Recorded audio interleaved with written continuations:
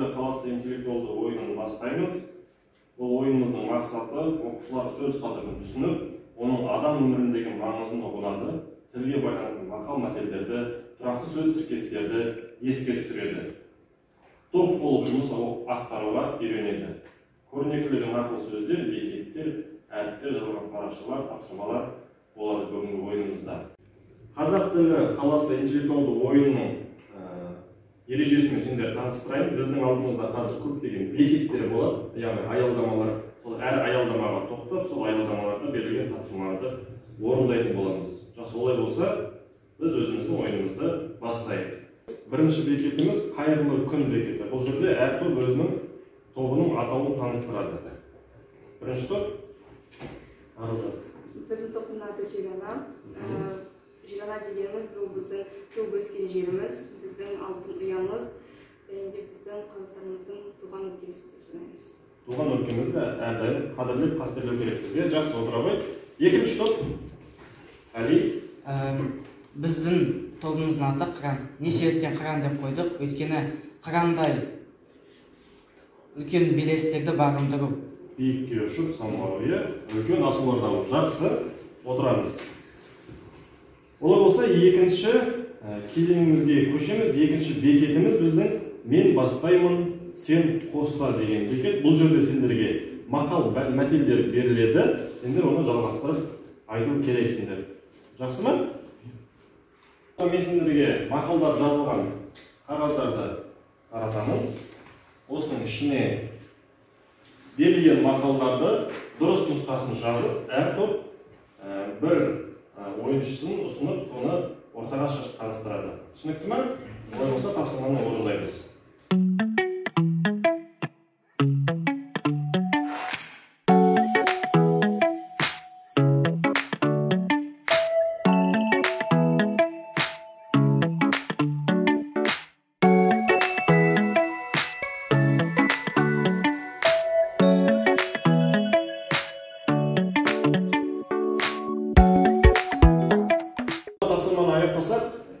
Жауаптарын тыңдауға көшейік. Бірінші топтан бастаймыз. Біріншісі отан отандастық, екіншісі туған жерге туым тік, үшіншісі ел көтермегенді тіл көтереді, төртіншісі тіл отанда өткір, бесіншісі білікті бірді жығады, алтыншысы асық ойнаған азар, доп ойнаған тозар, жетінші ұяңда дүние көрсең ұшқанда соны ілесің. Сегізінші, асығы алшысынан түсті. Тоғызыншы, кітап білім бұлағы. Оныншы, тіл көңілдің ажары. 11-ші, қарға баласын атпағым дейді. 12-ші, жігітті намыс өлтіреді, қоянды қамыс өлтіреді. Жақсы, рахмет, отыра ғой. Сендерде қате болған үшінші, тіл көтермегенде тіл көтереді. Рахмет, енді екінші топтың жауабын тыңдайық. Әли айтады. Біріншісі отан отандастық, екіншісі туған жерге туынды тік, үшіншісі тіл көтергенді тіл көтереді, төртіншісі тіл қылыштан да өткір, бесіншісі білекті бірді жығады, алтыншысы асық ойнаған озар, доп ойнаған тозар, жетіншісі ұяда не көрсең ұшқанда соны ілесің, сегізіншісі асық алшысынан түсті. Тоғызыншысы кітап білім бұлағы. 11-шісі қарға баласына атпағым дейді. 12-шісі жігітті намыс өлтіреді, қоянды қамыс өлтіреді. 10-шысы қалып кетті. Тіл көңілдің ажары. Жақсы, отырыңдар. 10-шысы қате тіл көңілдің кілті. Жақсы, рахмет. Ары жалғастырамыз. Болса, келесі бекетке тоқтаймыз. Келесі бекетіміз бізде ойлан тап деген бекет. Бұл жерде 3 тапсырма берілген. Біріншісі, мерекесі сөзінен бірнеше сөз құрап жазасыңдар. Қанша сөз шығарыласыңдар. Екіншісінде берілген сөздерге синонимдер жазасыңдар. Үшінші тапсырмада берілген сөздерге антонимдер жазасыңдар. Олай болса, мен сендерге қолымда қағаздарды таратып беремін. осы берілген тапсырмаларды орындап, дұрыс жауабын белгілейміз. Бастаймыз.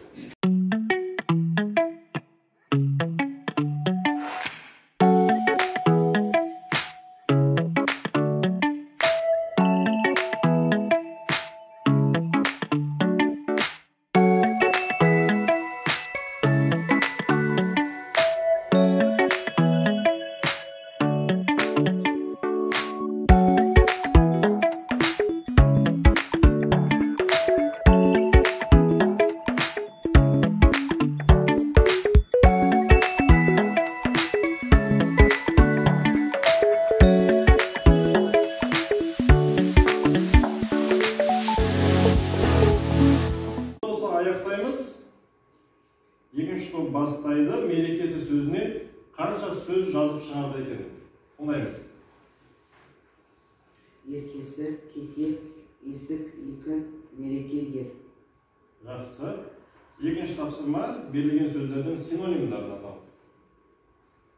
Күштің синонимі мықты, елдің синонимі халық, үлкеннің синонимі биік, міндеттің лауазымның синонимі міндет, тағамның міндетті тамақ, әдемінің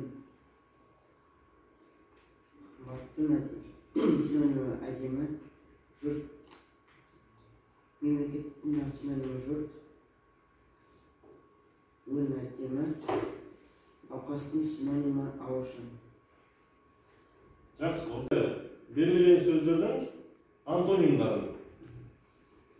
Жол сөздің антонимі суық, үлкен сөздің антонимі кішкентай, жаңа сөздің антонимі ескі, сулы сөздің антонимі құрғақ, жақын сөздің антонимі алыс, дос сөздің антонимі жау, жомарт сөздің антонимі жаукөз, биік сөздің антонимі аласа, терең сөздің антонимі таяз, кен сөздің антонимі тар. Жақсы, рахмет. Бір ғана қате болды. Жомарт деген сөзді теріс жазғансында жақсы отыра қойды. Келесі кезекте бірінші топтың жауаптарын таңдаймыз. Мерекесі сөзінен неше сөз жазып шығарды екен? Мере, өсіп, ер, кес, кері, екі, іс, күшті, керемет, ел, өлке, үлкен, дәл, лауазым, қызмет, өң, бет, науқас, ауру, халық, тұрғын, тағам, ас, сапалы, қымбат, сапалы, ажар, күлкі. Антонимдер. Жылы, суық, үлкен, кішкентай, жаңа, ескі, сулы, құрғақ, жақын, жау, дос, жау, жомарт, сараң, биік, аласа, терең, таяз, кең, тар. Жақсы, сіздерде де бір қайшы жақынды айтқан жоқсыздар, е? Жақын. Жақынды шатасып кетпеңіздер. Жақсы, рахмет, отыра қойып. Олай болса, келесі аялдамаға тоқтаймыз. Келесі бекетіміз біздің кім тапқыр деген бекет. Бұл жерде сендерге тұрақты сөздер тіркесі беріледі. Сендер солардың мағынасын түсіндіріп айтып бересіңдер. Тапсырма түсінікті ғой? Олай болса, кім тапқыр бекетіні бастаймыз. Мен әр топқа кезек-кезек тұрақты тіркестерді оқып отырамын, жауаптарын беріп отырасыңдар, е? Олай болса, бірінші топтан бастаймыз. Бармағын тістеді. Өкінді, дұрыс, жақсы. Екінші топ, екі езуі екі құлағына жету. Жымию, күлу, жақсы. Келесі, төбе шашы тік тұрды. Шошынды, дұрыс. Көз қиығын салмау.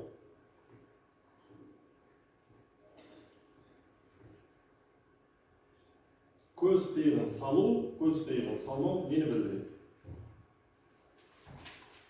Қарап қою. Қарап қою немесе қарап қоймау, қарау, жақсы түсінікті. Келесі, қой аузынан шөп алмас. Қой аузынан шөп алмас. Жауап жоқ болса, жауап жоқ болса, екінші топ жауап беруге болады. Қой аузынан шөп алмас.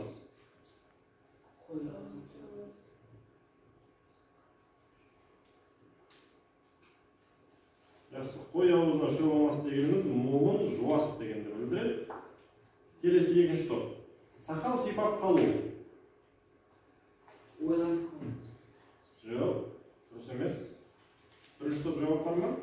Сақал сипап қалу. Таң қалу? Жоқ, қате. Сақал сипап қалу дегеніміз алданып қалу. Келесі бірінші топ. Сөз байласу. Söz байласу. Bir-birмен сөйлесу? Жоқ. Жоқ, олай емес. Қазір. Жауап бар ма даже? Қандай жауап? Дауласу. Дауласу? Жоқ. Қате. Сөз байласу дегеніміз келісу. Жақсы, келесісі сіздерге күн құрғатпай келу. Күн құрғатпай келу. Ерте келу жоқ. Ыстық күнді. Ыстық күнде? Жоқ, рахмет, олай емес. Жауап бар ма? Күн құрғатпай келу дегеніміз? Кешігіп? Жоқ. Күн құрғатпай келу дегеніміз ол жиі келу деген сөз. Келесі сіздерге таяқ тастам жер. Таяқ тастам жер. Ойланамыз. Таяқ тастам жер. Яғни? Ау? Шайқап? Неме шайқап? Жоқ. Жауап бар ма? Жауап жоқ. Сіздерде? Жақын жер. Жақын жер. Жақсы. Қатты алыс емес, е? Яғни таяқ біз алысқа қарап алмаймыз ғой. Көрінетін жер деген сияқты ғой. Жақсы. Сіздерге кірпік қақпау. Ұйықтамау. Ұйықтамау. Жақсы. Келесі сіздерге жұмған аузын ашпау. Тыныш отыру. Жақсы. Сөйлемеу. Ешкімнің ала жібін аттамау. Біреуге жамандық тілемеу. Жамандық тілемеу, жамандық жасамау. Жақсы. Бауыр басу. Адамға үйреніп алу. Жақсы, рахмет. Осымен біздің кім тақпыр бекеті аяқталды. Ойынның соңында топтардың ұпайларын есептейтін боламыз. Ары қарай жалғастырамыз. Келесі соңғы бекетке келдік. Соңғы бекетіміз бізде ойлы болсаң озып көр деген бекет. Бұл жерде сендерге менің отаным Қазақстан тақырыбына ой толғау керек. Екі топқа екі сурет беріледі. Сол берілген сурет бойынша өздерің әңгіме құрастырасыңдар. Түсінікті ма? Мен сендерге суреттерімді таратып беремін. Осы берілген сурет бойынша әр топ өз ойын жазады. Бастаймыз.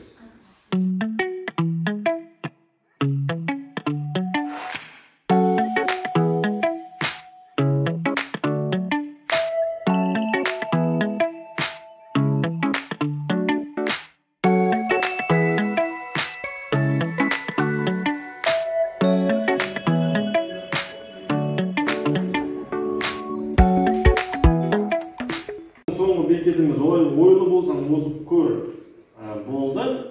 Бұл жердесінде берілген сурет бойынша өздерінің ой толғауларыңды жазу керек болдыңдар. Олай болса, екінші топтан бастайық. Екінші топтан кім оқиды? Әли, жақсы оқи ғой. Біздің суретімізде әсем қала бейнеленген. Бұл көрсетілген ел 30 жыл ішінде көп белестерді бағындырды. Біздің әдемі еліміз қазіргі таңда дамушы елге айналды. Қазақстан елінде 14 әдемі бай қалаларымыз бар. Қазақстан ел біздің ойымызша біз шет елдер сияқты дамыған елге айналамыз. Қазақстан көптеген әсем жерлер, мұнаралар бар. Біз үшін бұл өте үлкен көрсеткіш жетістіктер. Жақсы, рахмет, отыра ғой. Келесі бізде бірінші топ. Бұл суретте Қазақстанның көрікті жерлерінің бірі. Суретте көрсетілген сурет Көкшетаудағы орналасқан саябақ. Бұл жерге көптеген туристер демалушылар келеді. Себебі ғажайып табиғат, әсем таулар, жасыл желек бар. Әрбір табиғат бөлігінің мән мағынасы бар. Қазақстанда бұндай жерлер өте көп. Мысалы, Қапшағай, Балқаш, Алакөл, Баянауыл, тағы да басқа. Біздің еліміздің көркі болып саналады. Бұндай керемет әсем табиғатты біз әрқашанда аялауымыз керек. Көп рахмет, Отырарбай. Олай болса, балалар, ойынымыз аяқталды. Қазір қорытынды шығарып, командаларды ойынның нәтижесімен таныстырып, марапаттайтын боламыз, Олай болса, ойынның қорытындысымен таныстырайық. Бүгінгі ойынымызда Қазақ тілі қаласы интеллектуалды ойынында ең тапқыр команда номинациясымен біздің екінші топ марапатталады. Қыран тобы.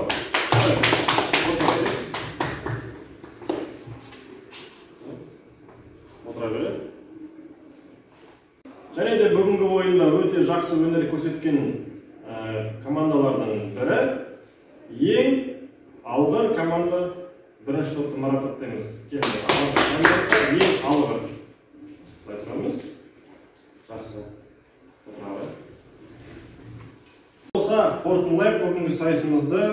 Туған тілім тірлігімнің айғағы, тілім барда айтылар сыр ойдағы. Өсте тілім мен де бірге өсемін, өшісте тілім мен де бірге өшемін деген екен. Олай болса, осы Қазақстанның азаматы болғандықтан қазақ тілін өзіміздің мемлекеттік тілімізді әрдайым жүрегімізде берік қылып ұстау керекпіз.